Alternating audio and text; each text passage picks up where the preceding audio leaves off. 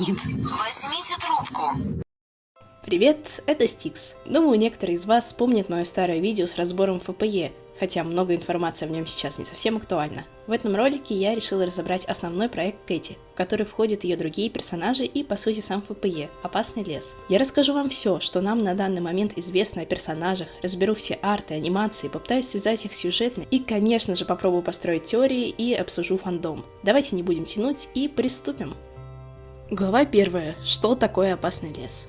Итак, возможно, найдется хотя бы пару человек, которые вообще не в курсе, что же такое Опасный лес, поэтому поясню. Опасный лес – это основной проект Кэти, в будущем станет сериалом по ее же словам. На данный момент находится на стадии создания первой серии. Откуда взялось данное название, честно признаться, сама не совсем понимаю. Откуда люди узнали, что именно так называется сериал Кэти, но по их словам, она сама об этом говорила. В любом случае, хоть я и не нашла доказательств данным словам в твиттере автора или других соцсетях, для удобства я буду назвать данный фандом Опасным лесом. Что же мы имеем по данному проекту, кроме слов Катьки о том, что будет сериал? А имеем мы анимационные клипы на ее канале в Ютубе, которые, думаю, можно считать каноном, а также арты. В дальнейшем мы разберем каждый из них от корки до корки, но перед этим давайте познакомимся со всеми имеющимися персонажами.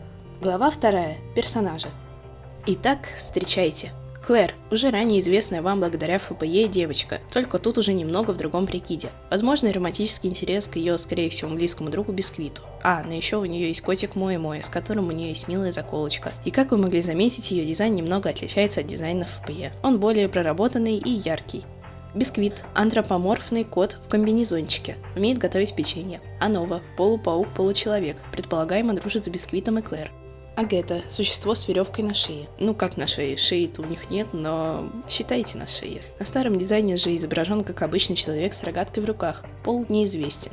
Играет на электрогитаре, имеет 2 дизайна. Оливер – изначально парень, которого вы тоже могли знать благодаря ФПЕ, Сона Кэти. Официально находится в любовных отношениях с Алисой, любит мыло и боится насекомых. Судя по последним артам, ему либо сменили пол и переименовали в саму Кэти, либо же Кэти – это иной персонаж, что маловероятно. Алиса – девушка с короной и бантиком, также фигурировала в ФПЕ. Официальная девушка Оливера, есть домашний черный кролик. Эйден – девушка-убийца, загадочная персона, скорее всего, одна из главных антагонистов проекта, хорошая подруга Кэти, не испытывает никаких эмоций или, по крайней мере, скрывает их. София – девушка с миловидной внешностью, одетая в белое платье, имеет домашнего хамелеончика. Даниэль – парень в желтом худи. Миллер – парень с явно неуравновешенной психикой, возможно, певец, всей душой ненавидит Скэри. Скэри – некое существо, что способно из необычной формы превращаться в антропоморфного кота или же человека, сложно понять, пол неизвестен. Крейзи – блондинка с перевязанными глазами, любит удочек и играет на электрухе вместе с Агатой. Вивиан – девушка с розовыми волосами и на новом дизайне с пуговицей вместо правого глаза. Возможно, выступает вместе с Миллером, Скэри и другими ребятами, о которых ранее шла речь, скорее всего, фокусница. Ненавидит свою сестру Ксистер, имеет старый и новый дизайн. Ксистер – девчонка с черно-белыми длинными волосами, предполагаемо монахиня, при этом она курит и пьет. Сестра Вивиан, есть свой кот, также имеет свой старый и новый дизайн. Фен – девушка огромного роста, одетая в черную футболку и шорты, с длинными светлыми волосами. Ее вполне можно назвать монстром, смотря на ее когти. Возможно, испытывает симпатию к Систер. Также к ней можно обращаться на местоимение «оно». Коннор – говорящий дорожный знак, хорошо общается с Оливером или Кэти, недолюбливает Эйден. Бафомет и его предполагаемая жена. Антропоморфные козлики, предполагаемые родители Оливера или Кэти. Безымянный оборотень, монстр из леса, вероятно женского пола, знакома с Агатой. Люми-И. Малюсенький бараш с очень необычной внешностью. Ну и остались все персонажи, о которых вообще ничего не известно. Вот эти 2 мелких существа, Сноуи и Эйньюки, и вот эта девчушка. Стоит упомянуть, что она немного похожа на Ксистер волосами и элементами в ее образе в виде креста. Кстати, я не уверен, как правильно произносить большинство имен, так что если я ошиблась, поправьте меня в комментах, пожалуйста. И еще я не уверена, какой пол у этих мелких ребят, так что буду обращаться к ним так, как предполагаю. Не думайте, что я называю их правильно, пожалуйста. К слову, это практически все, что нам известно о ранее показанных персонажах Опасного леса, а те детали, которые я не упомянула, мы еще разберем позже при обзоре анимаций и артов Кэти. Стоит упомянуть, что о некоторых персонажах раньше было известно побольше информации, например, рост, возраст, пол, благодаря ранним референсам, но создательница сказала, что это все уже не актуально и ей нужно много чего подправить, так что не верьте этим фоткам. С персонажами мы познакомились, значит переходим к разбору всего официального творчества, что имеется. Глава 3. Анимации. И да, начнем мы, пожалуй, с анимации, которые неожиданно частично связаны с сюжетом. Всего их насчитывается 9 штук. Стоп, в смысле, а где еще 4? Ладно, ответ прост. 3 анимации Кэти были скрыты ей же самой, причина чего до сих пор никому кроме нее самой не ясна, а одна недоступна в моем регионе. Но ничего, интернет все помнит, так что открыть практически все недоступные анимки, кроме самой первой, в которой на моей памяти практически ничего не происходило, лора там никакого не было, так что думаю, это просто была проба пера. Не составило у меня огромного труда, так что давайте сразу начнем с них. Where Am I? Короткая анимка с Люмии, где в конце он был убит Фен.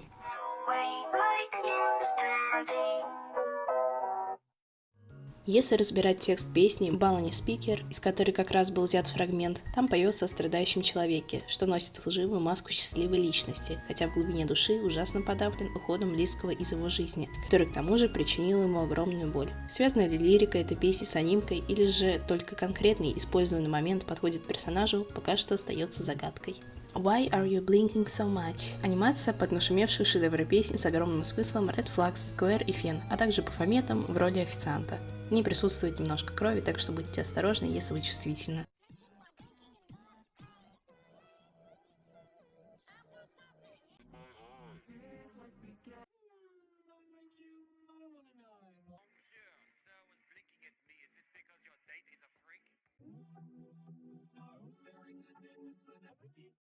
Moonlight. Анимация под одноименную песню с Xsister и Фен, из которой мы немного больше узнаем о Xsister.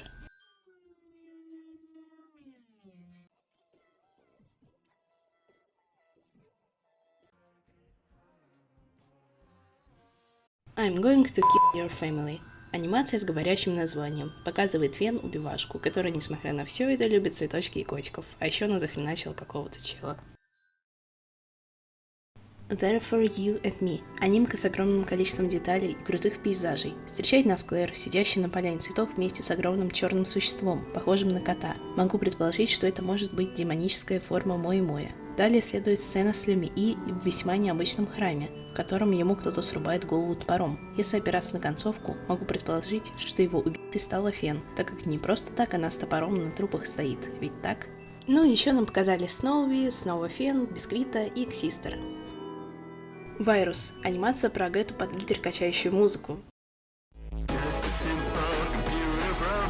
Ну реально, она у меня заела надолго, алло. В анимации мелькают и Крейзи, и Скэри, и Миллер с Вивиан. Здесь нам, думаю, хотели немного раскрыть лор Агеты. И ведь действительно интересно, что именно данным клипом хотел сказать автор. Большинство теоретиков восприняли слова из песни слишком буквально. Мол, Агета это некий вирус, который выбрался в реальный мир. Однако позвольте мне немного потеоретизировать. Моя теория заключается в том, что старый дизайн Агеты — это они в виде человека до какого-то несчастного случая или события, которое могло довести их до ужасного состояния, а впоследствии и до Роскомнадзора. На это указывает веревка на шее Агеты в их нынешнем дизайне. Возможно, к этому как-то могла быть причастна Клэр, ведь на одном из артах Кэти, если увеличить яркость картинки, можно увидеть надпись «Это все твоя вина, Клэр». Но это я уже совсем далеко зашла и преувеличиваю. В общем-то, думаю, что после смерти душа Агеты могла быть заключена в компьютер в виде вируса, а затем им удалось с помощью других людей, предполагаемо своих друзей, выбраться из пространства компа. Но это всего лишь мои предположения, которые вполне могут не оказаться правдой, так что не воспринимайте это слишком всерьез, окей?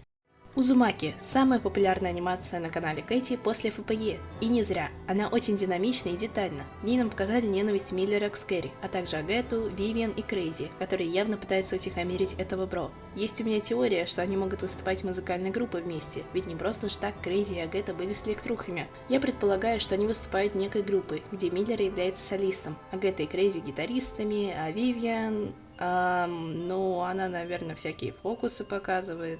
В общем, сложно точно сказать, что из себя представляют эти персонажи, пока нам это не скажут напрямую. В этой анимке как фоновые персы мелькали Клэр, Бисквит, Анова, Даниэль, Xsister со своим крутым Сигмой котом. Не, ну реально, ему уже подходит эта музыка. И Фен. Вообще-то даже они на расстоянии услышали ор Миллера. Прошу, ребята, платите кто-нибудь психологу этому бро, серьезно. Ну, его вроде уточки успокаивают, так что уберите куда подальше Скэри и дайте уточку этому парню, и все будет хорошо. Остался у нас ФПЕ, но думаю, нет смысла его разбирать, потому что, во-первых, у меня уже есть на него обзор, а во-вторых, на ютубе в целом полно других обзорщиков, которые разбирали все мелочи, так что да, вы пришли сюда за опасным лесом, а не за ФПЕ. Идем дальше. Глава 4. Арты. Теперь давайте разберем арты Кэти, что тут уже все намного интереснее, так как для этого мне, ужас, пришлось приложить чуть больше усилий, включить VPN и зарегаться в Твиттер, то есть в X, и найти там аккаунт Кэти. Ладно, теперь серьезно. Разбирать я буду в основном те работы, по которым можно построить теории и в которых есть детали. Простые же работы я просто покажу вам. Начнем мы с самой старой работы. На ней изображен безымянный оборотень и Агата, про которых я упоминала в персонажах. Скорее всего, они действительно как-то связаны, возможно, даже находятся в отношениях. Также тут показана эта безымянная мелкая девушка с крысенком. Дальше Кэти опубликовала в свой твиттер сразу 3 арта. На первом мы видим Бисквита и Клэр, видимо, после прогулки по лесу, и тут особо не о чем теоретизировать. На второй работе нарисован Моя-Моя. И все бы ничего, обычный атмосферный арт, но если приглядеться в отражении кота в озере, можно увидеть, что его зрачки весьма отличаются от привычных. Такие же глаза имеют несколько персонажей, а именно Фен, Алиса в форме монстра и Коннор. Это может указывать на то, что Моя-Моя окажется не совсем обычным котенком. Я слышала интересную теорию о том, что он может являться своеобразным шпионом для кого-то из антагонистов. Именно поэтому мы так часто видим Мой-Мой на артах с Клэр. И это звучит очень даже правдоподобно, вы как считаете? Третий же арт из твита демонстрирует нам Фэнкс Систер. Эта же картинка была опубликована в сообществе на ютубе с подписью «Друзья или возлюбленные». Судя по анимации Moonlight, я склоняюсь к второму варианту. Следующая работа была выложена в день рождения Кэти, а именно 30 октября. На ней ничего особенного ответить нельзя, разве что Фен за спиной у этих бро. Идем дальше. А дальше был опубликован небольшой референс с Фен. Подвесить могу разве что черно-желтую ленту, что в дальнейшем будет фигурировать на многих артах. На следующем выложенном арте мы можем видеть проводящих вместе время Клэр, Бисквита, Даниэля, Анобу и Элис. Большой вопрос, что она тут делает, особенно, видимо, в виде призрака, я полагаю. Что ж, возможно, она действительно дружила с Клэр и другими ребятами, кто знает. Или же она планирует напасть и выслеживает потенциальных жертв. А может, она преследует конкретно Клэр, чтобы отомстить за что-то. Далее Кэти выкладывала новый референс Фен и самый первый арт с Оливером, в котором, кстати, впервые упомянула бумажную школу. На последующем арте изображена Анова, которая, видимо, любит кактусы и суккуленты. Под столом опять сидит Моя-Моя. За этой работой последовал уже почти всем известный арт, на котором мы впервые увидели Элис и Оливера вместе. Выложен он был на 14 февраля, так что и сам арт нарисован под тематику праздника. Сам последний пост до выхода в ФПЕ был выложен 17 февраля. Он представлял из себя вот такой милый арт с безымянной маленькой девушкой и Люмией. После этого, как вы могли понять, вышел ФПЕ, взорвавший интернет, и спустя кучу артов по нему, которые мы уже разбирали в прошлом разговорном видео, Кэти выкладывает арт с Агатой. Кстати, именно после его выхода я подписалась на ее твиттер. На арте особо ничего интересного нет, разве что можно заметить небольшие изменения в образе Агаты. А вот следующая работа уже богата на детали. На ней изображены безымянный оборотень, нападающий на Клэр вечером или ночью в заснеженном лесу. На фоне можно заметить Агату, что доказывает их связь с оборотнем. На деревьях повсюду расклеены бумажки с символом треугольника, который многие считают символом Алисы. Однако у меня есть предположение, что он имеет немного другое значение. Дальше был выложен весьма необычный арт. Я немного побаиваюсь показывать подобное на ютубе. В общем-то, Алиса решила отрубить бошку Оливеру топором. Этот арт, в принципе, раскрывает всю проблематичность данного пейринга. Кстати, это все сон, не бойтесь, Оливер жив. Правда, вот чей это сон? Мы подходим к самому сладенькому арту, после которого весь фандом охренел. Настолько, что некоторые гении решили заспамить комменты под постами с животными, и Кэти пришлось на некоторое время закрыть обсуждение. Класс! Ладно, давайте отбросим эти ужасные подробности. Я не очень хочу сейчас обсуждать сообщество Тагбарея, который до сих пор не может успокоиться и хочет уничтожить вообще весь ФПЕ фандом. Так что давайте наконец обсудим сам арт. На нем мы видим маленькую Элис и... Что? Оливер... Девочка, он типа... Да. В общем, да, это было первое появление Оливера в таком виде. В дальнейшем на артах он будет практически всегда появляться в виде девушки. Или же он трансмаск, или это вообще не Оливер, а Кэти. Ладно, это все очень странно и запутанно. Честно помню, как я уже готовилась ко сну, захожу перед сном в ТГ, а там все в телеграм-канал по ФПЕ бушуют, орут: Оливер, девушка, тревога, тревога. Видели бы вы мое лицо. Кстати, я писала об этом в свой личный ТГК, где я выкладываю свое творчество. На него и на щитпост-канал я оставлю ссылку в описании. После такого шокирующего арта Кэти закинула милую работу с Даниэлем, Софией и кроликом, попивающих чай. Просто милый арт без особой детали, атмосферненько.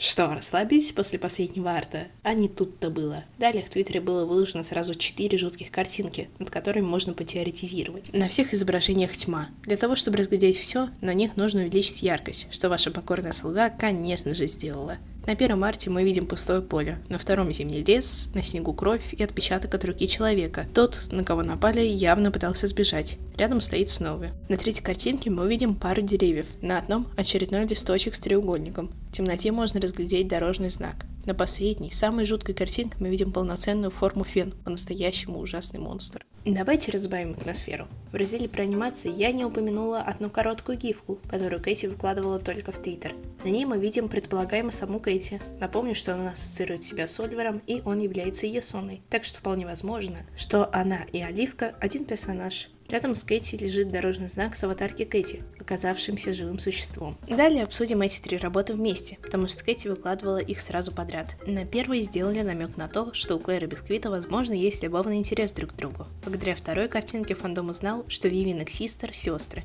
Но еще нам показали новый дизайн сиблингов. На последних же мы снова увидели того самого живого знака. На этот раз мы узнали его имя – Коннор. Привет, я Коннор, и я Да проверю, нет, работает ли нет, это на самом деле. Ну и еще забавная деталь. Рядом с Коннором изображены домашние животные. Кролик, принадлежащий Алисе, хамелеон, принадлежащий Софии, и сова. Могу предположить, что ее хозяином может являться Даниэль. В очередной раз нагнетаем атмосферу следующими 4 артами Кэти, похожими на прошлую подборку, где была полная форма фен. На первой картинке мы снова видим Сноуи в лесу.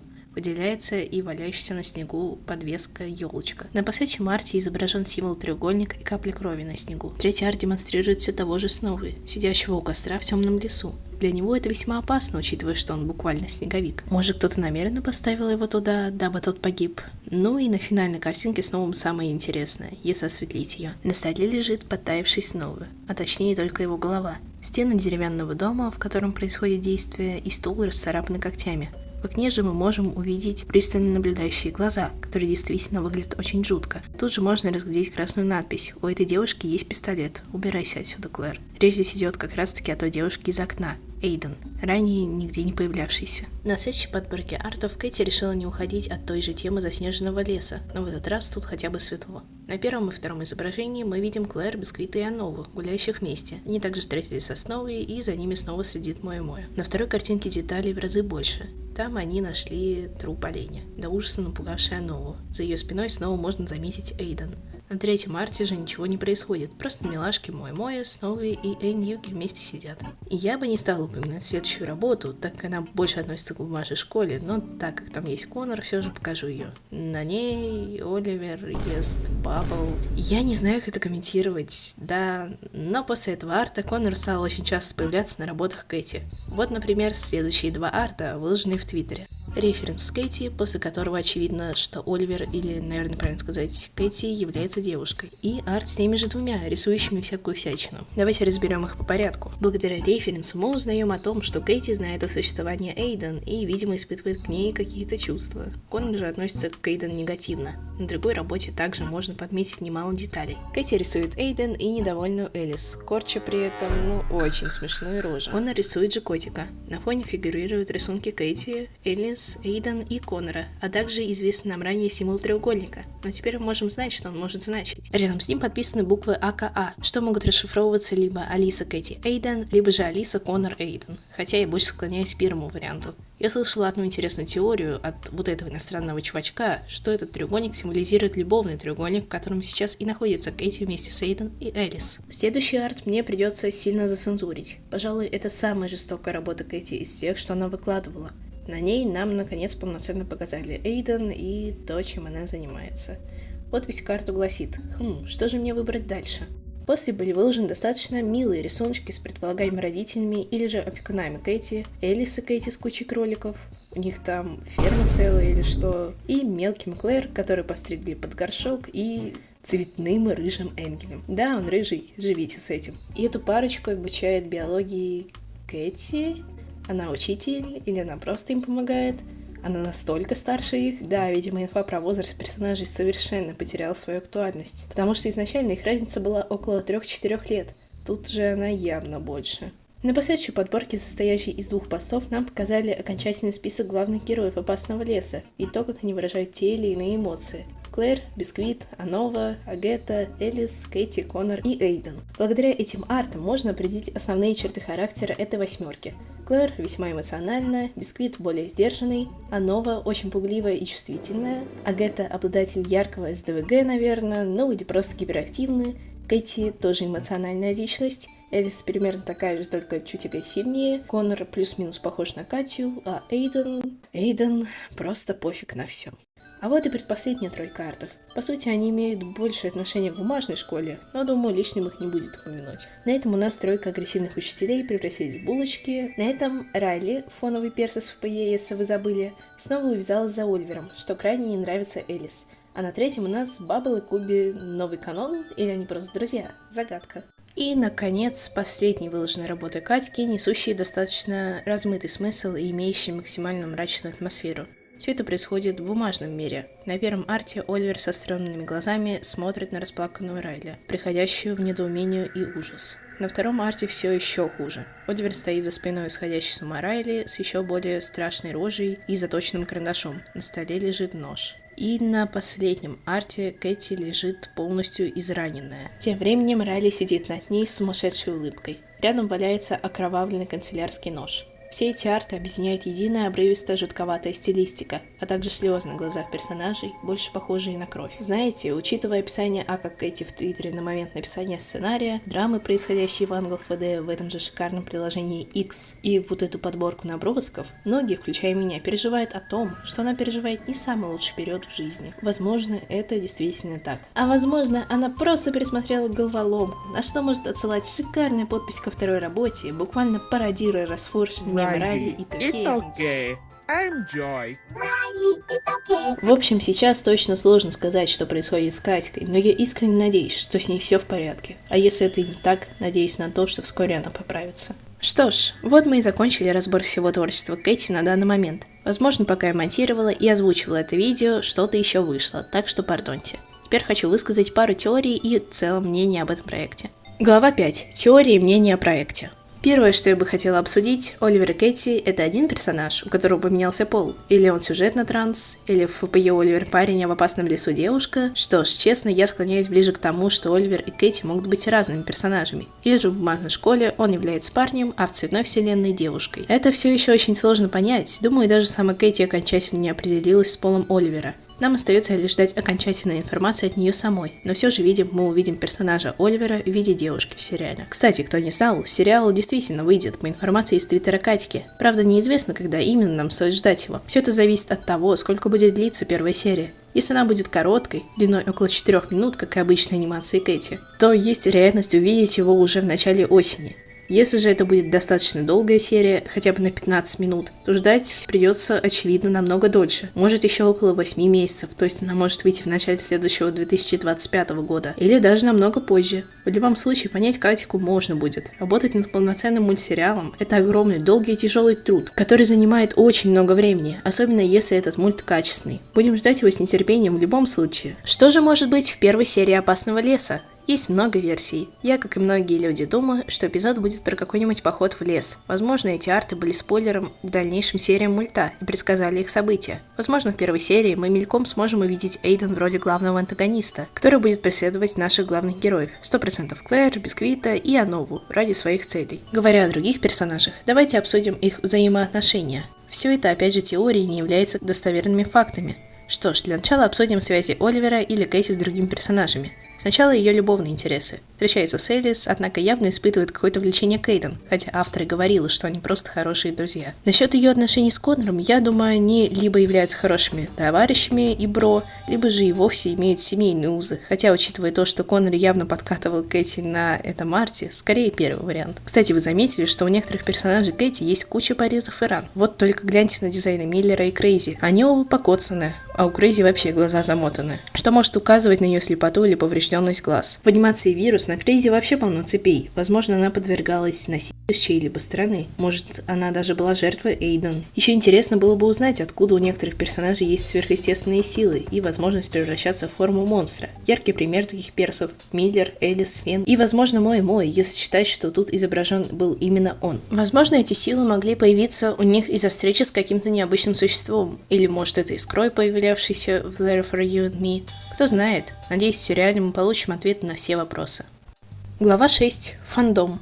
И последний пункт, который мы сегодня, конечно, должны обсудить. Фандом. Да, у проекта еще даже нет официального названия, а фандом уже имеется. Вот чудеса. В общем-то, буду честна, фандом «Опасного леса» не так уж и плох. Он большой, в нем есть огромное количество талантливых, позитивных и классных людей. Это одно из немногих фан-сообществ, в котором я чувствую себя комфортно.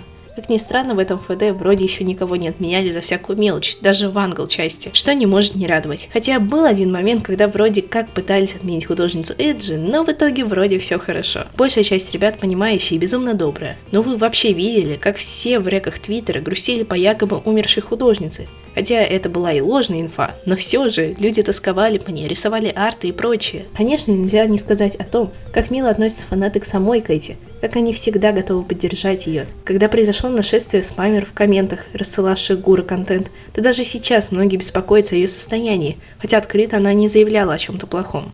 Но знаете, у каждого фандома есть свои темные закоулки. «Опасный лес», естественно, не исключение. В Телеграме я видела канал, посвященный откровенной травле Кэти и ее творчеству, оскорбляющий ее в максимально жестокой форме. Я согласна, косяков она сделала немало, но не настолько же, чтобы буквально желать удалиться ей из интернета и больше никогда не появляться тут. Это ужасно и противно. Ну и конечно, как же я могла забыть о тех ребятах, которые, если увидят неканонный шип, сразу набросятся на вас. Ну то есть, что? Вы не можете запретить людям шиперить неканон пары, это странно. И да, этот тейк также относится и к самой Катьке. Я считаю, это действительно странновато запрещать своим фанам шиперить Оливера или Алису с кем-то другим, кроме них, даже если это сон и тебя, и твоей девушки. В любом случае, речь в этом ролике не о грехах автора, так что молчу. Еще хочется упомянуть о том, что сейчас в Твиттере продолжается спам от хейтеров ФПЕ и «Опасного леса» под постами с творчеством по этим фандомам. Даже до меня добрались. Это не очень приятно, но единственное, что мы можем сделать, это либо блокировать таких спамеров, либо сделать комменты доступными только для ваших подписчиков, или вообще их закрыть, как это делали множество художников во время первой спам-атаки. В общем, будьте начеку, если вы активничаете в Твиттере в этом ФД, так как до сих пор группа Thugbaре, которую я упомянула мельком ранее, если не ошибаюсь, продолжают пытаться осуществить свои грязные планы. Если вы особо боитесь, что вы попадете под спам-атаку, лучше закрыть комменты и, конечно же, личные сообщения, так до вас не смогут добраться. Глава 7. Заключение. Что ж, давайте подведем итоги, что ли. «Опасный лес» – проект с потенциалом, который ожидает огромное количество людей. Очень надеюсь, что он сможет оправдать наши ожидания. Мульт выйдет дельным и надеюсь, что он вообще выйдет. Опять же напомню, что название «Опасный лес» не подтверждено. Так что если вы смотрите это видео в будущем, когда название сериала уже известно, не бейте тапками. На данный момент именно так РУФД называет мульт.